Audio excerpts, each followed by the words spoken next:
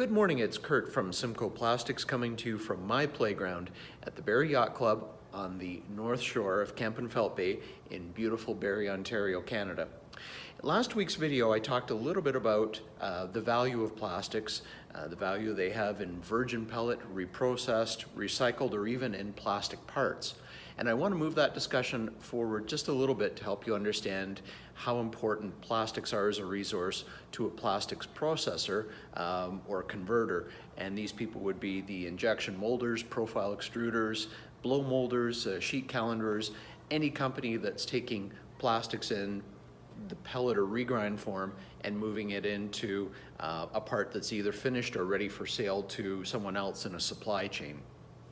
So you may not be aware of this, but the typical plastic part that comes from a molding shop or plastics processor or converter, the cost of that part can be anywhere from 65% to as high as 80%, I've heard in some parts, represented strictly by the cost of the raw material, the plastic. So if you think about that for a moment, 65 to 85% of the cost of what you are selling is your biggest raw material. So what are the implications of that? Well, the implication is that a plastics processor is not going to waste their valuable resource. They're going to treat it with care, great respect. They'll practice proper inventory control, and nothing gets wasted. They can't afford to. It's not just a resource, it's gold to them. So as we move through the process of looking at recycling, please understand that plastics is incredibly valuable at any point in time during the supply chain. Most plastics processors can use some amount of regrind that may be generated in their own process, either through parts that are defective or sprues and runners that come out of the tool that carry the part or eject with the part. Those can be ground up and used back in.